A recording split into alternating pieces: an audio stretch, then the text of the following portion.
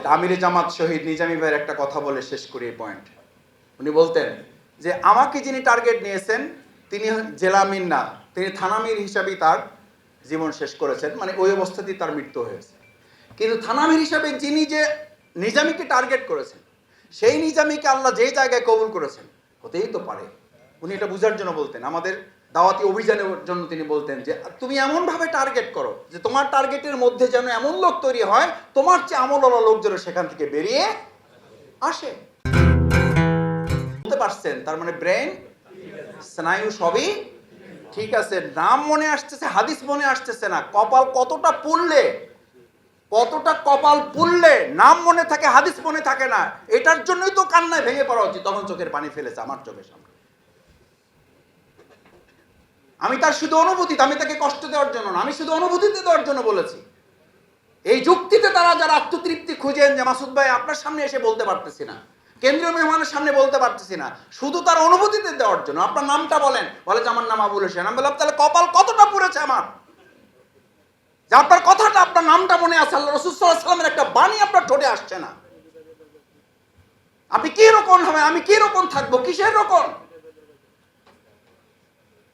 একটা আয়াত আমি তেলাওয়াত করতে পারছি না, অথচ জান্নাতে যাওয়ার পর তাদেরকে বলা হবে যত পারো তেলাওয়াত করো, যতক্ষণ তেলাওয়াত করো পুরো জান্নাতটা তোমার। সুবহানাল্লাহ।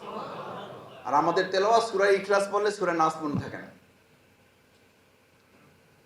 তেলাওয়াত করতে বললে বলে যে কোনটা বলবো ভাই, কুল হল্লা বলবো না ইখলাস বলবো? আমি বললাম দুটো যে কোনো একটা বলেন। কুল হল্লা বলবে, ইখলাস বলবে, কোনটা বলবে উনি নিজেই ঠিক করতে পারেন না। আমি বললাম যে তাহলে দুটাই বলেন। এখন তো বিপদে পড়ছে, দুইটা কেমনে বলবে?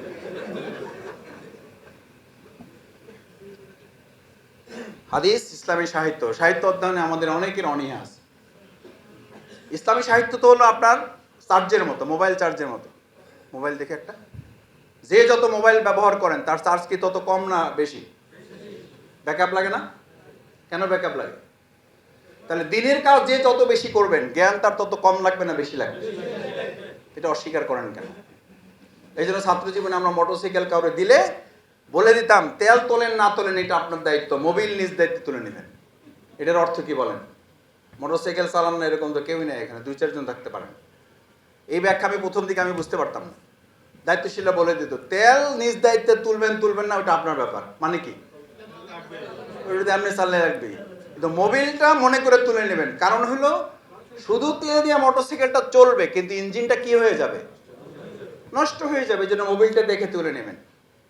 কোরআন হাদিস হলো তেলের মতো, এটা স্যার আপনি চলতেই পারবেন না, ও নিজেই বন্ধ হয়ে যাবেন। আর হাদিস, ইসলামী সাহিত্যটা হলো মোবিলের মতো, না থাকলেও চলবেন, কিন্তু হঠাৎ করে দেখবেন আমার পদস্খলন ঘটেছে, জিজ্ঞেস করে জানতে পারবেন কি হয়েছে, কয় ভাই কি হয়েছে বুঝতে পারলাম না, মনের মধ্যে একটা ঝামেলা হয়েছে, এরপরে তো মানে এমন জায়গায় পৌঁছে গেছি ওই জায়গায় যাওয়া যায়, ওখান থেকে আর মাফিয়ার মতো, চরমপন্থার মতো ওই জায়গায় যাওয়া যায়, ওখান থেকে আর ফেরা যায় না। সেটা হলো ইসলামী সাহিত্য না পড়ার ফল।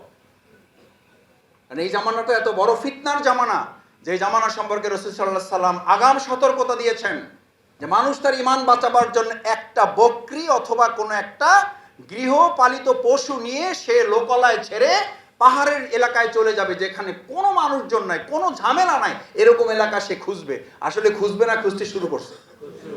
আমি নিজেই মাঝে মধ্যে খুঁজি। এই হাদিসের রেফারেন্স আমি অনেককে জিজ্ঞেস করি যে ভাই হাদিস ঠিক আছে কিনা একটু বুঝে বলেন।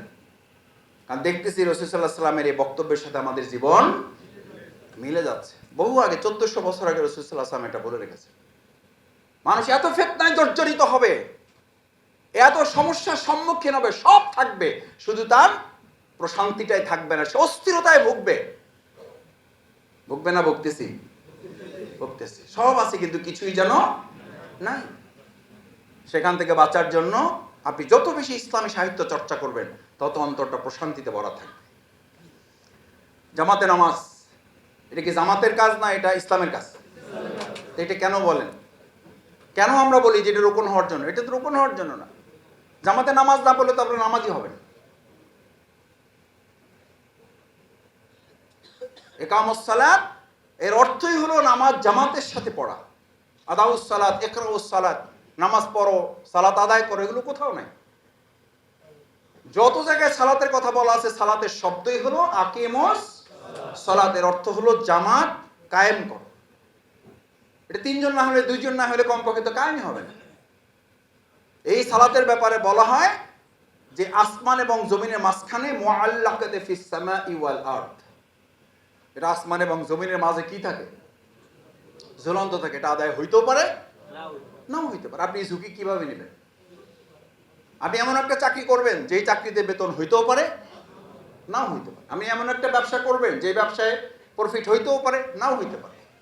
এই ব্যবসা, এই চাকরি যদি আপনি না করেন, এই নামাজ আপনি, এই সালাত আপনি কিভাবে আদায় করবেন?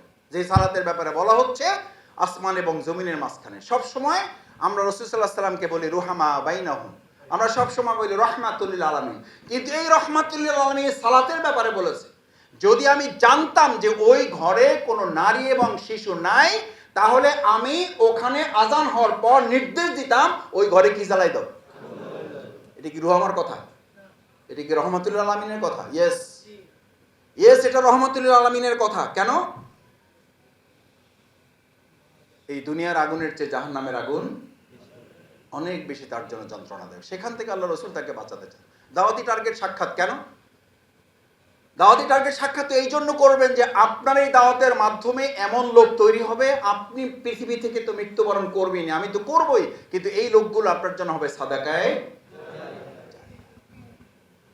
দূর থেকে পিছন থেকে একটা লোক ডেকে যদি বলে যে ভাই আপনি বকশি ভাই না, আপনার টেলিভিশনের ওই বক্তৃতাটা শুনে তারপর আমি এই নামাজ পড়ার সিদ্ধান্ত নিয়েছি, তারপর আমি রোজা রাখার সিদ্ধান্ত নিয়েছি, তারপর আমি সেখান থেকে দিনই দাওয়াতি কাজ করার সিদ্ধান্ত নিয়েছি, এইরকম 5টা 7টা লোক রাস্তাঘাটে যদি আপনাকে জিজ্ঞেস করে, তাহলে আপনি বুঝবেন যে আলহামদুলিল্লাহ আপনার পৃথিবী থেকে চলে যাওয়া শেষ।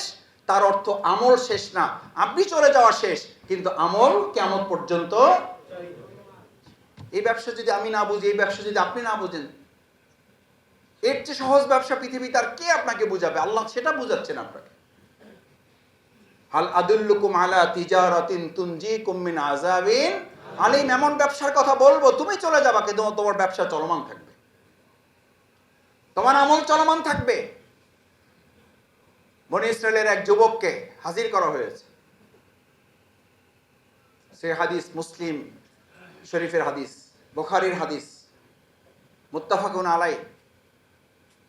তাকে হাজির করা হয়েছে, তার নিজস্ব আমলে সে জাহান্নামী, নিজস্ব আমল বোঝার জন্য সে জাহান্নামী।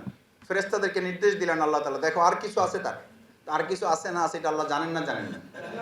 এটা ইন্ডিকেশন তৈরি করা, আপনাকে অ্যাটেনশন ডেভেলপ করা, এমফাসাইজ দেওয়া যে আপনি যেন সাদাকায়ে জারিয়া অতিরিক্ত কাজে আপনি মনোনিবেশ করেন।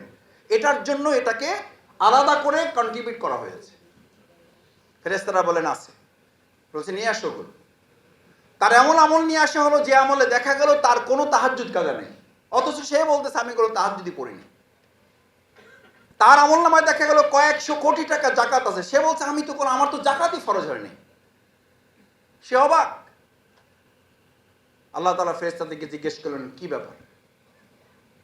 বলছেন তার ব্যাপার হলো সে জাকাতের উপযুক্ত হয়নি, কিন্তু তার কথা, তার দাওয়াত, তার প্রচেষ্টা, তার উদ্যোগ, তার আগ্রহ, তার অ্যাটেনশন, তার লেগে থাকার মধ্য দিয়ে এত লোক জাকাত দিয়েছে যা কয়েকশো কোটি টাকা ছাড়িয়ে গেছে।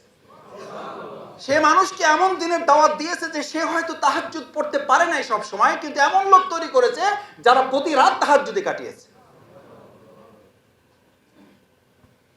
এমন আমল তার মধ্যে পাওয়া গেল যে আল্লাহ বললেন তার ওই আমলের সাথে যদি সে শুধু বলতো যে আল্লাহ এইটুকুর মধ্য দিয়ে ওটা জগৎবাসীকে তুমি কবুল করে নাও, তাহলে আমি আল্লাহ তার এই আমলে এত সন্তুষ্ট হলাম যে গোটা জগৎবাসীকে আমি ক্ষমা করে দিতাম। সুবহানাল্লাহ।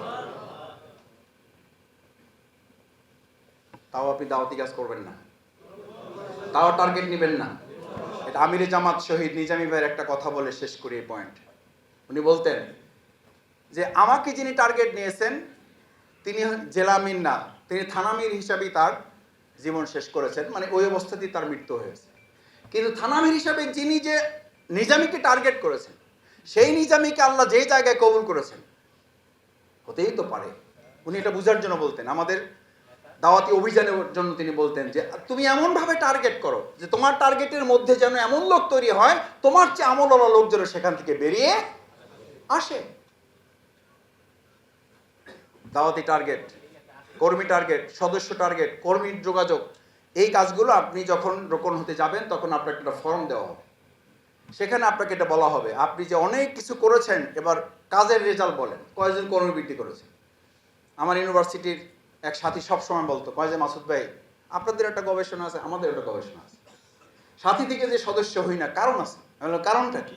বলছে এই যে একজন সাথী থেকে সদস্য হলে একজন সাথী যে ঘাটতি হবে এটা তো আমি মেনে নিতে পারি না।